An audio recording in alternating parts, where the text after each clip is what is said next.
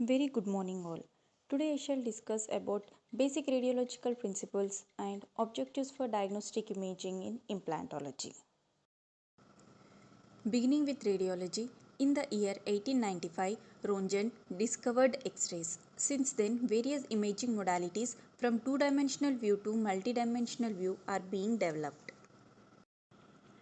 These X-rays are produced in the X-ray tubes in the form of photons or energy, or some of them are absorbed, attenuated, scattered or transmitted within the tissues when exposed, as shown in the figure.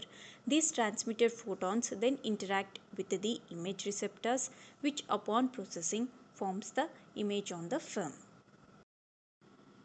Therefore, thorough or detailed knowledge of normal anatomic variants and their radiological appearance is vital for all clinicians. This requires a thorough appreciation of anatomy three-dimensionally and how these structures appear radiologically, depending upon the imaging modality employed. It is also important to understand the difference in appearance of anatomic structures in plain 2D intraoral periapical projections compared to panoramic radiograph, which is essentially a curvilinear tomogram.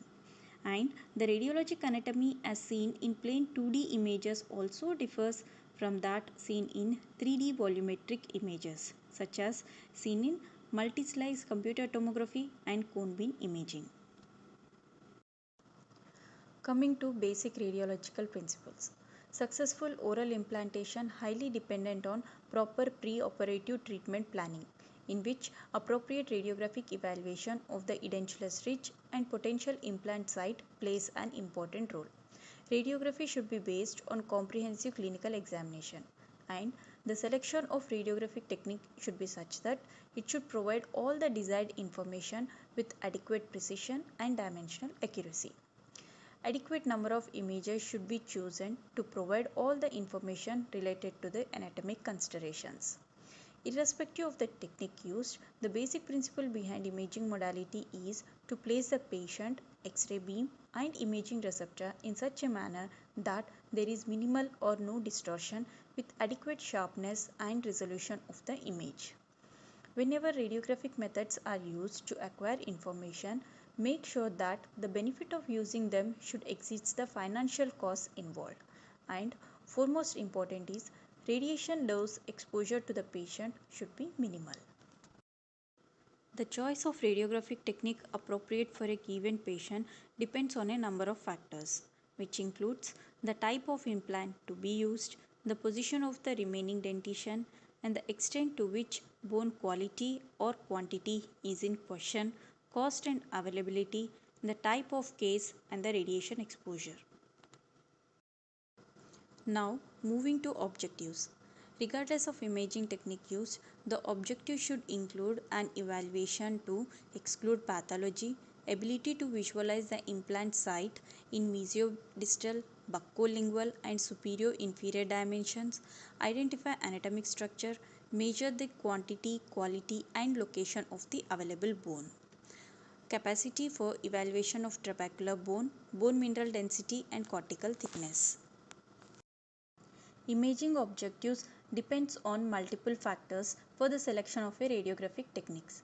In turn, decision of imaging depends on the integration of these factors and can be organized into three phases, that is pre-prosthetic implant imaging, surgical and interventional imaging, post-prosthetic implant imaging. Pre-prosthetic imaging. This phase plays an important role in decision making of patients for implant placement site. Coming to objectives, identification of disease. As healthy bone is prerequisite for successful osseointegration and long-term implant success. Any retained root fragments, residual periodontal diseases, any cysts or poor bone quality areas should be identified and resolved before implant placement, or modification to the treatment plan should be incorporated. Evaluation of bone quality, quantity. Primary goal is to evaluate for available bone volume in desired anatomic location. Verification of adequate height, width and density of the desired bone is important to avoid unnecessary complications. In case of good bone quality and sufficient bone volume, measuring height, width is an easy task, whereas the same will be more challenging in case of moderate to severe bone resorption or alveolar defect. Determine implant position and orientation. Prosthetically driven implant position should be evaluated, which would be best accomplished with diagnostic models, wax up, radiographic markers in a desired tooth position during imaging. Non-anatomic markers such as steel bars, brass tubes, etc. are commonly used, but it is more beneficial when radio-opaque tooth-shaped markers are used, which accurately represent tooth contour and helps in proper angulation and implant position. Relationship of critical structures such as inferior alveolar nerve, ventral foramen, nasal floor and sinus membrane etc. to implant site localization is very important to prevent unwanted complications and are critical to treatment success. Now coming to surgical or interventional phase imaging. As name indicates, assess during surgical and prosthetic intervention of the patient. The objectives of this phase includes evaluation of surgical site during and immediately after surgery. This phase imaging is very important as it assists in optimum position and orientation of the implant placement in a desired site to ensure that abutment position is correct. Post-prosthetic phase imaging. As name also indicates, this phase commences just after the prosthesis placement and continues as long as the implant remains in the jaw.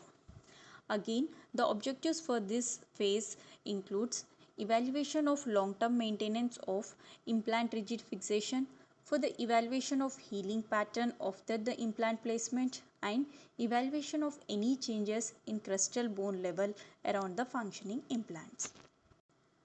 Thank you.